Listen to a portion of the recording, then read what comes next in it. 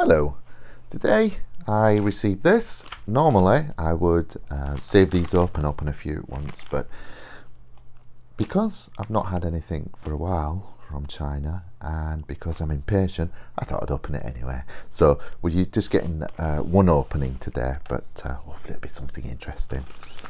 I can't remember for the life of me what it is, so probably something I ordered while I was drunk. Let's have a look. See how exciting it is.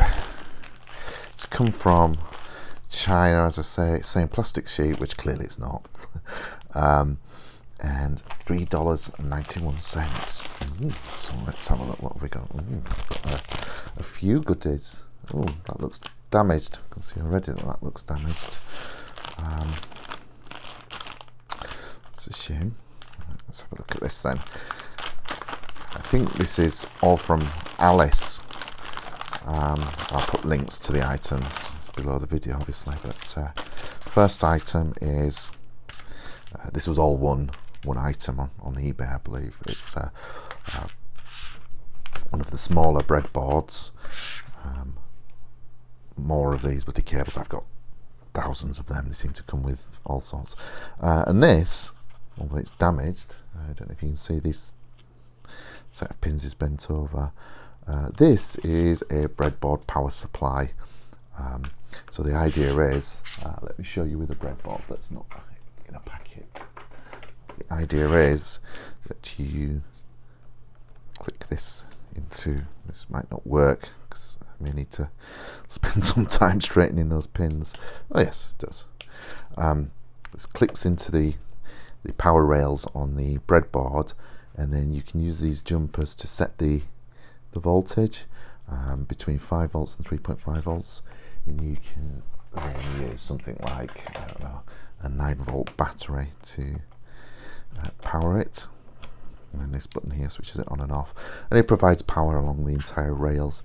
It's just a bit simpler than using these leads plugged in there and then crocodile clipped or somehow connected to the bench power supply.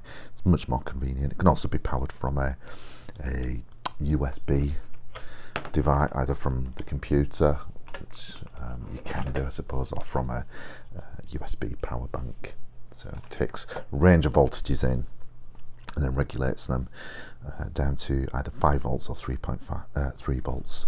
So I'm assuming, I've not looked into it in any great depth, but I'm assuming that one of these, and I can't see at the moment, oh yes I can just see, that regulator there is 5 volts and that there is a 3.3 volt regulator. I don't particularly want to bend those up. It seems, I'll check and see if it's still working. If it is, I might try and bend it up. I don't know. I'll either gently bend it up, maybe apply a little bit of heat to soften the metal, bend it up with a pair of pliers, or I will desolder the entire connector and replace it with another one. I've got some of these somewhere that I can use to replace it.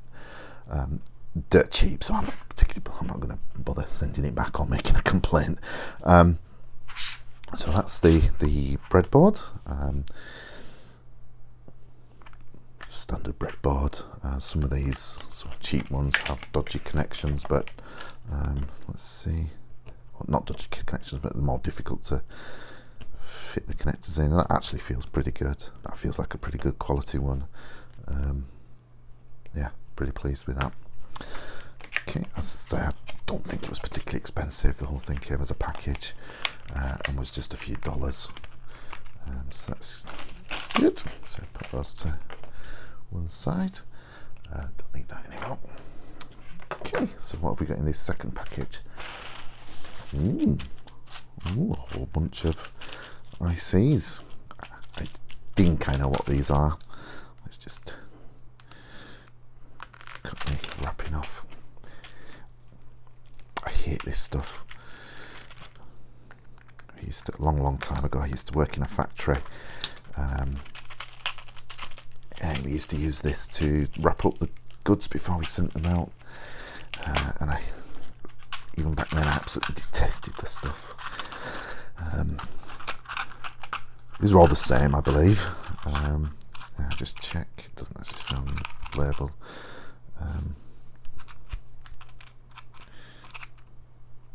Yes, they're all 555 timer chips. I mean, I don't need that many. There should be 100 there, so 25 in each. Is that right? 100? Or 50. I think possibly 50. Whatever it is, I don't need that anywhere near that amount, but they're so bloody cheap that, you know, there's no point buying one or the two that you need. You may as well buy them in bulk.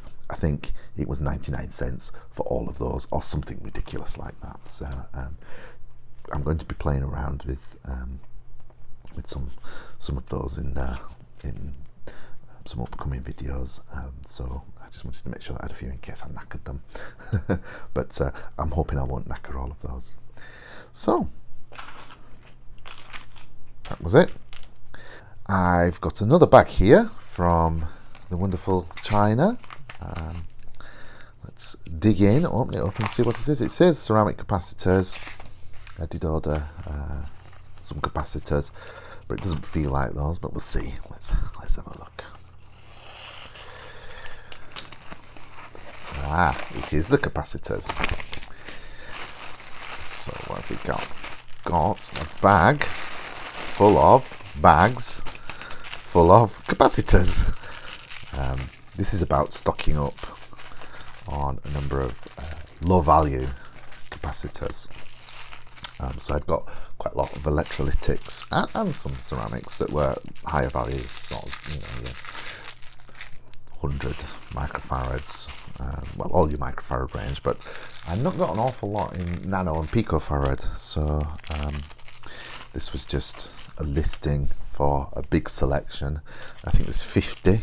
Actually, I think there's, is that right? 30, I think, in each pack. That doesn't look right. That doesn't look anywhere near 30.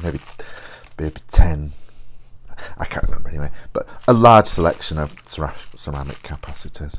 So all I've got to do now is sort them out and put them in the relevant drawers. Thank you and goodbye.